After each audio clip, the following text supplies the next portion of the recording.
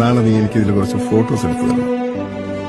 നമ്മുടെ ഫാമിലിയുടെ ഒരു ചെറിയ ആൽബത്തിൽ സൂക്ഷിക്കാൻ നല്ല കുറച്ച് ഓർമ്മകൾ പറ്റും.